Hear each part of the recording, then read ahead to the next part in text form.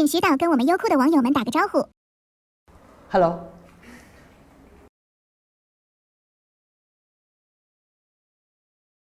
这次徐导受邀参加一拍即合的我们，希望能拍出什么类型的故事？希望都是比较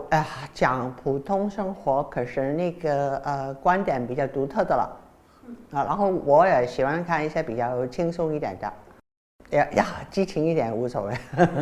您的到来能为这些新演员们提供哪些建议或帮助呢？其实我以前教书的时候，我的学生们他们说要见张艾嘉，要见谁谁谁，我还以为他们是很需要准备的很足这些，他们要讲的课啊等等。学生们只是想见这些所谓名人，看见他们是多么像一个普通人，然后他们就觉得自己也可以做。就不用就是很高深啊这样子。我觉得就是谈他们的题目，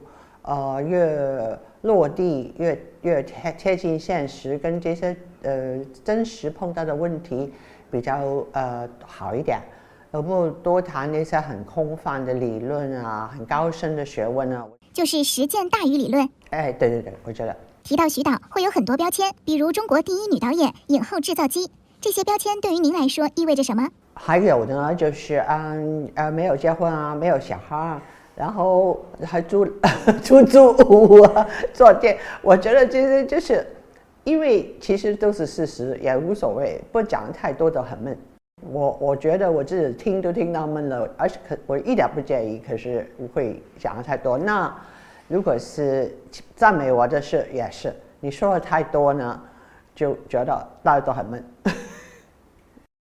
听到这些标签，您会觉得压力多还是动力多？我估计压力多一点吧。动力是很多都有自发的嘛，就是你真的想拍那个题材，或者是你为了一个什么拍，而不会主要是因为人家说什么。回望您这44年的电影生涯，您会用哪3个词语来概括？3个词语啊，很辛苦，也很快乐，希望能够拍下去，不过不可能。辛苦就是拍戏一直都是很辛苦的啦，因为无论从第一个阶段开始想剧本，一直到杂志去组班子到拍，都是个很漫长的过程，而且充满了就是变数所以是非常困难的，辛苦。那快乐就是如果你可以克服那个辛苦克服那些难题的时候，那种快乐是比如果没有难题更快乐。从70年代开始，您的作品就一直陪伴着大家。接下来我们按照时间线重温一下您的几部作品。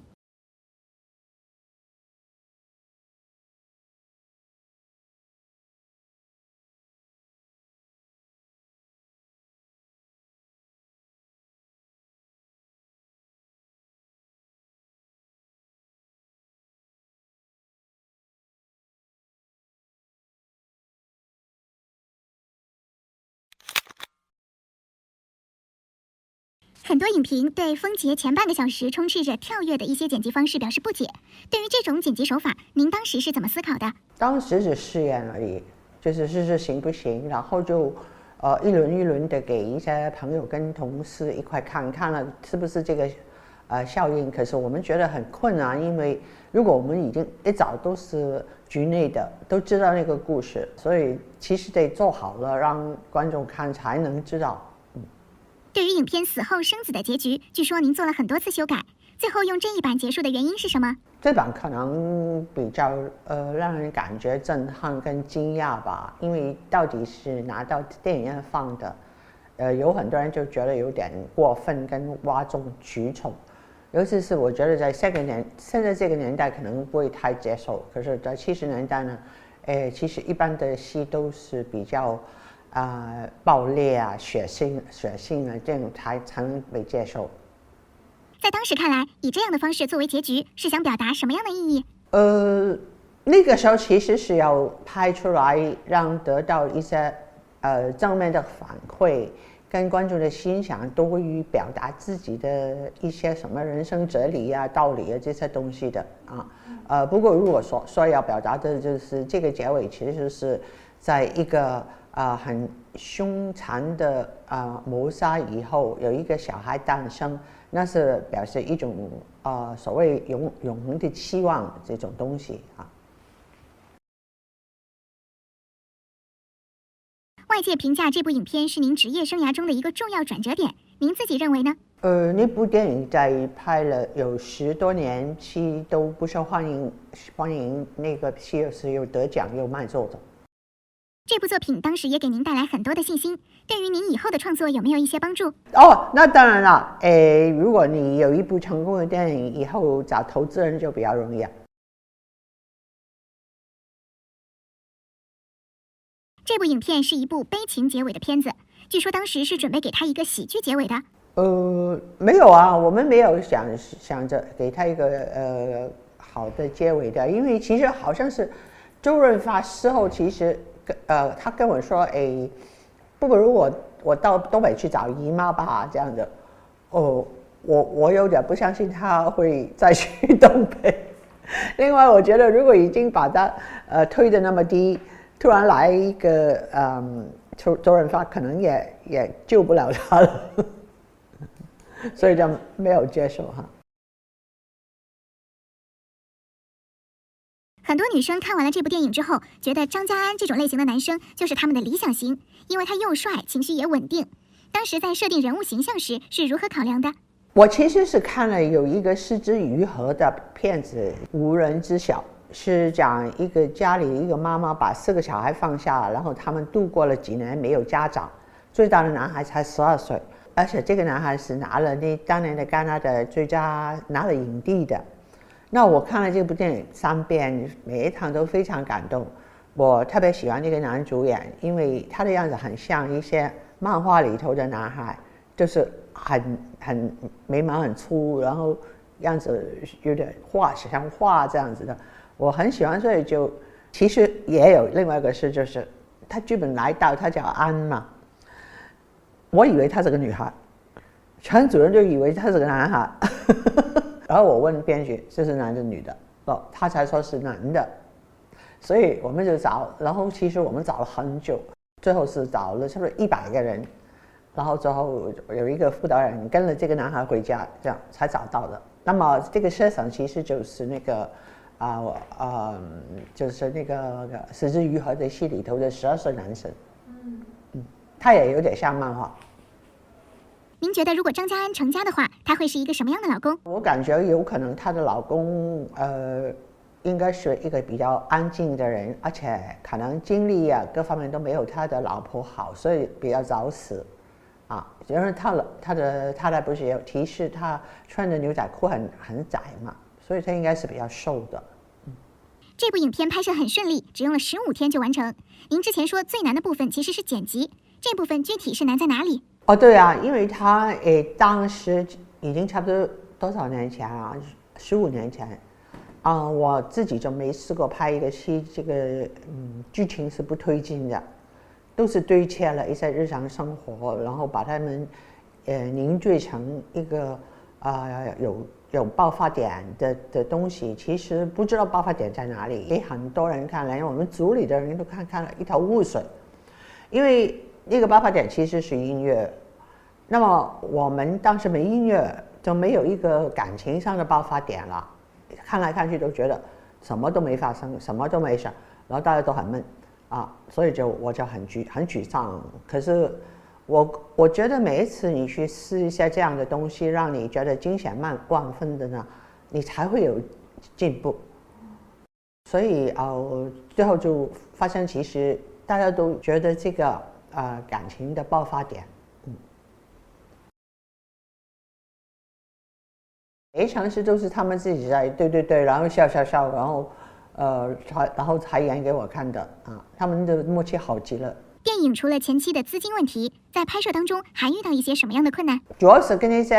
演员的老人家，因为他们有些是真的演员，有些不是。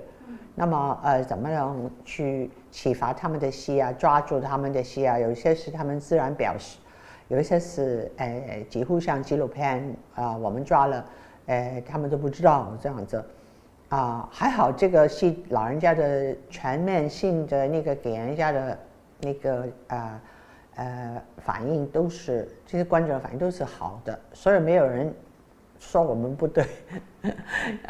你现在在这个比较严厉版权的时候，你去拍人的镜头不告诉人家，其实你是很有问题的嘛。可是如果出来你不是侮辱他或者什么，还好一点。前阵子您说这部戏和汤唯的合作有很多遗憾，如果能够重来一次的话，自己会怎样弥补这些遗憾？之所以有所遗憾，我觉得也是有它的必然性的。你这个人在这个阶段就能看到这么多，认真的澄清一下，我那一趟呢，其实不是在讲汤唯的坏话，我没有这个意图。我其实是讲了大家合作的情况不是很好，通过一些很多误会啊等等，可是主要的责任还是在我身上，因为我是导演啊，所以有时候尤其是很多问题我没有明白的跟他说一起解决，因为我觉得不好意思啊，或者我不是很想讲清楚啊，或者我也不太清楚自己想什么，所以我觉得隔了10几年，我不是在翻旧案，然后说他是不好的演员等等，完全没有这个意思。可是就给人家误解到本来没事的事变成大家都感觉难受，这样就不好。因为我其实觉得他是一个很好的演员，而且很努力这样子。那在片场去跟演员沟通演戏或其他方面的交流，对于您来说是一件有难度的事情吗？因为我的经验是，如果这个演员本身是一个就是很灵的人，他都很知道自己做什么吧，你说的多反而多余了。就是把这个戏的大的方向跟他说了，跟这一场戏所要达到的目的，比如你一定要把你的婆婆弄哭，你不到时候把她弄笑，我就没事了。就是具体的镜头你怎么弄，哪一句台词才是主要的，我觉得不是，我不需要跟你说，除非你这个没演过戏。很多人觉得久石让的音乐是这部电影很大的一个亮点，您觉得他的音乐对于作品集中有哪些帮助或者加成？有啊，当然有啊，因为他久石让的音乐大家都知道是一种古往今来，就是又可以是古典，又可以是现在，同时都通的。然后同时间呢，它又是一定能感染人的，可是它又不是一种很普及文化的东西，所以它是一个中间位是人人都喜欢，可是并不俗气的东西嘛。所以非常非常难得，所以他之所以为大师。然后我跟他合作的时候，我的心里的感觉就是觉得，哎呀，我们做那个专业的，做我自己的专业，做到他那样就差不多了。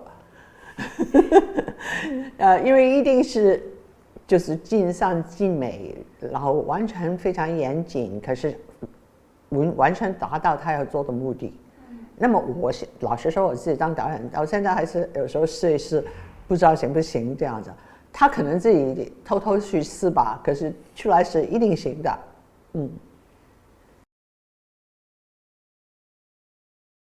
第一炉香前，徐导有2次改编张爱玲作品的经历了，当时周围人对于您指导这个项目的反应如何？应该不好吧？骂得一塌糊涂。当时筹备这部电影的时候，有人劝你说先不要吗？我没有人劝我叫我不要拍耶，其实大家都觉得。就是没什么事儿我感觉有可能是因为没有了解那个张爱玲在观众心目中这2-3年是跟以前不一样的，就成神了，所以第一炉香的那个地位有点像《红楼梦》，几乎是你谁碰谁会给骂的因为它是个经典，然后很多人很多想法。那当然我自己当然不是十全十美啦，可是我不认同，就是说的那么糟糕对于上映后的一些评论，现在能消化掉一部分了吗？能的，因为主要是你看现在和田惠美也不在了，坂本龙一也不在了。我只是问，他们2个大师看完戏都说很好看，然后他们才肯做。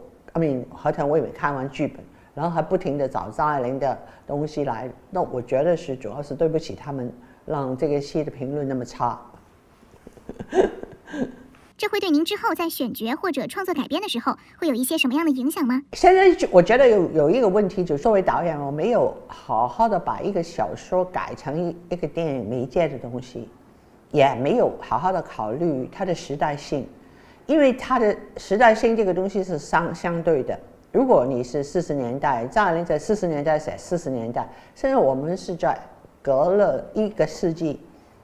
差不多在看同一个，那些价值观念完全不一样，所以你对这个戏里头的人的作风啊、做派啊、戏曲啊，这个反应是不一样的。看这本书的反应，那你得每一个找一个不同的东西来代替。或者是这样子，可是你一代替了，人家说你怎么改动了剧评啊？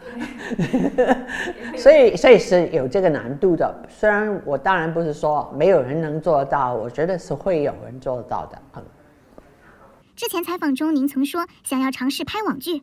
我不敢了。我听说他们3个月要拍60集，我都晕倒了。